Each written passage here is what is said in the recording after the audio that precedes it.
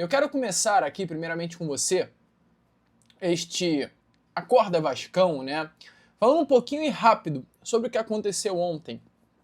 Ontem, o Vasco empata contra o Nova Iguaçu dentro de São Januário, e eu quero me posicionar aqui, porque ontem eu fiz um vídeo, ontem eu cheguei a postar nas redes sociais a minha opinião sobre o empate contra o Nova Iguaçu, e eu vi muita gente me criticando, muita gente até falando que eu estava criando crise, porque o Vasco da Gama ele entrou em campo com os reservas e não era para eu estar reclamando de um mau desempenho e muito menos de um empate contra o Nova Iguaçu. Na minha opinião, primeiramente, independente se são os reservas ou titulares, se é o Vasco da Gama em campo, errado eu estaria se não quisesse ver uma vitória do Vasco. Mais de 15 mil pessoas ontem saíram de suas casas para ir até São Januário e creio eu que esperando uma vitória. Não para ver apenas um jogo, ver a vitória do Vasco da Gama, que não aconteceu. Então esse é o primeiro ponto. Independente se é o time reserva, se é o time misto, se é o time titular, se é o time sub-17, sub-20, amigo, é Vasco. E eu, Lucas, vou esperar uma vitória sempre, independente do time que estiver entrando em campo. Representando a camisa do Vasco da Gama, é minha obrigação querer a vitória do Vasco. E o ponto 2, muita gente criticando também que eu reclamei que o Diniz insistiu em alguns nomes. E aí eu vi gente falando assim, poxa, Lucas, é claro que o Diniz ia insistir. Não tinha outros jogadores a serem colocados. E aí eu falo, tinha outros jogadores a serem colocados. O Vasco da Gama ontem, ele entra em campo com atletas que o vascaíno simplesmente não aguenta mais. É o caso, infelizmente, do Vitor Luiz. Um jogador que não sei o porquê está no Vasco da Gama, tem um contrato até o final do ano, um salário de quase 600 mil reais por mês, mas é um jogador que não rende absolutamente nada. Era hora de dar oportunidade para outros garotos da base. Por que não, cara? Por que não dar uma oportunidade para um garoto sub-20? Eu, Lucas, preferia ver ontem dentro de São Januário um garoto do sub-20 entrando em campo no time titular do que o Vitor Luiz. Eu creio que você também.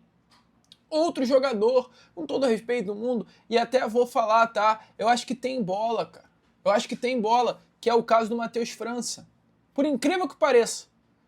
Vou criticar, mas uma crítica aliviando, porque eu acho que esse cara não se encontrou ainda no Vasco da Gama. É um jogador que pode se encontrar. E caso se encontre no Cruz Maltino, seria um grande reforço para 2026. A grande questão é, o Vasco em si, como clube, como instituição, diante do momento que passa, o Vasco não pode esperar o Matheus França se encontrar. Não pode esperar o jogador voltar do nada a desempenhar. Porque hoje, neste momento, no dia 19 de janeiro, o Matheus França não desempenha. O Matheus França não consegue desempenhar. E eu acho que é uma perda de tempo, com todo respeito do mundo ao jogador, tá? Que eu volto a repetir, acho que tem bola, mas ao meu ver, é uma perda de tempo ontem contra o Nova Iguaçu, tendo JP, tendo Estrela, o Diniz iniciar o jogo com o Matheus França no time titular. Não consigo, me desculpe, não consigo ver isso. Então foi nesse sentido que eu, ontem, quando me manifestei, quando disse que o Diniz insistiu, foram principalmente sobre esses dois jogadores. Pra que insistir, gente, em Matheus França e Vitor Luiz? Vamos girar, cara. Vamos mudar, vamos trazer coisas novas, sabe? Pra quem insistir em Hugo Moura, bota um garoto da base. Cadê o Zuccarello, sabe? Cadê o Bruno Lopes? Cadê o Lócio? Vamos trazer sangue novo. Se o David vai ou não vai ficar, não sei. Tá na incógnita, bota o Lócio pra jogar, cara.